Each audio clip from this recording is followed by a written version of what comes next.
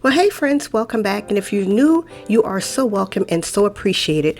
Well, guys, today I have a Valentine's Day Mackenzie Childs Inspired Decor that features a harlequin pattern with the fantastic whimsical charm. And guys, I love creating these over-the-top unconventional plays on a regular holiday that's like a classic.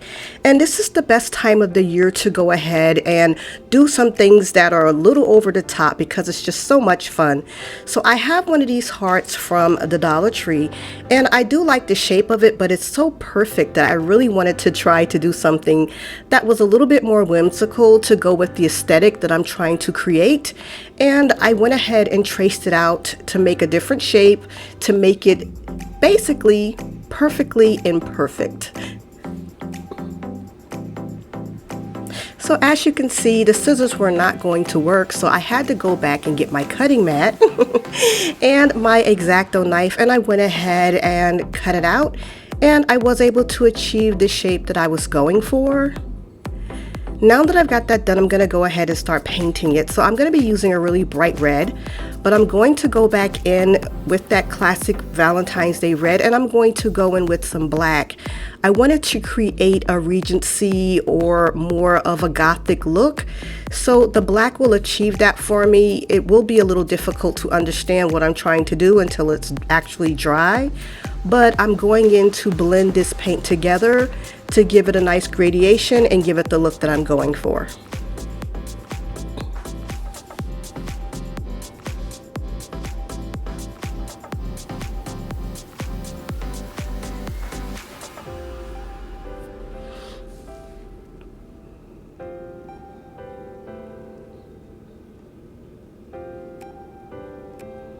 So for the base, I really wanted to have it look like a salt box. I didn't have any on hand, so I'm using a coffee can.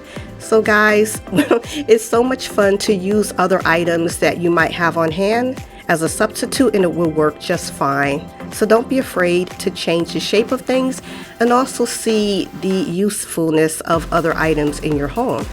And I'm just going to wrap that in craft paper.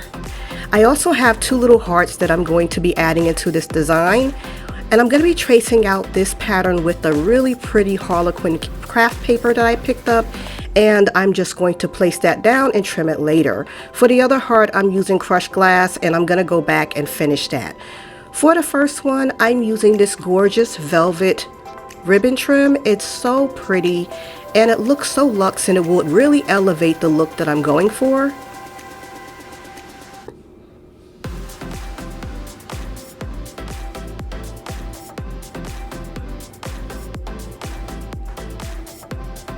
For the other one, I used that craft paper as a base. I'm going to go back over it with this ribbon, but it's very thin, so I wanted to use something to create a base for it, and I'm going to trim this out a little bit more later on.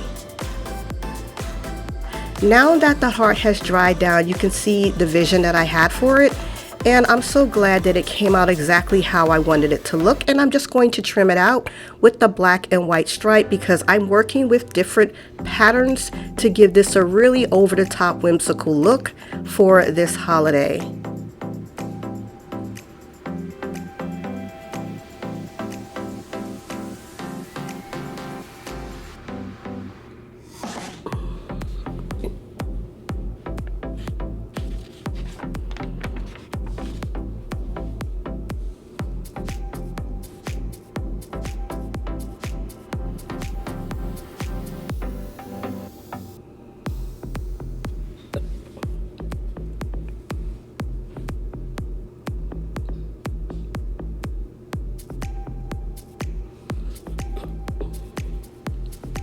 So guys, I love the way that this turned out. It's definitely exactly what I was going for, so I'm happy with the way it turned out. Next, I'm gonna go ahead and add a stake to this. This is how I will be having this heart stand on its own, and I'm gonna go back and paint this over, and so that way it has an overall finished look. And also, I have these wooden dowels. I'm going to wrap the wooden dowels in the ribbon to make sure that it has a finished look also. This is what you do when you're making these or crafting these bespoke looks for clients, so that way it will have a finished look. And this is just a tip that you can use about wrapping little things like this. It really gives it an overall look like you went and got this out of a store instead of crafting it at home. And I'm also going to go back and paint the back of my smaller hearts also after I finish trimming them. I'm going to be adding that same pretty velvet black ribbon to this one also. And now you can see with the back, I'm going to definitely go ahead and cover that up with black mesh and make sure that it's the overall finish. Now I'm going to start assembling everything together. I'm going to put some Spanish moss in the bottom, but you won't really see that. And I have the most beautiful harlequin ribbons. These come in all different colors. You can pick them up in a craft store, or I can leave a link below if you want to get it online. But guys, I love the way these look, and I just love using these kind of mixed patterns for Valentine's Day because it's anything goes. So as you can see, I am not that adept at making ribbons. Please don't use me as an example to ribbon making. Clearly I need help. But even though it takes me a while to do it, when I get done, the overall aesthetic, it always turns out exactly how I wanted it to look, which is an over-the-top big bow. So all I did after this was I went ahead and cut them all and dovetailed them, and it came out perfect. I added some greenery to give it an overall look for the aesthetic that I was going for, and guys, I so love the way this turned out. I just absolutely love it. It's so whimsical, it's so over the top, and it's so perfect for Valentine's Day.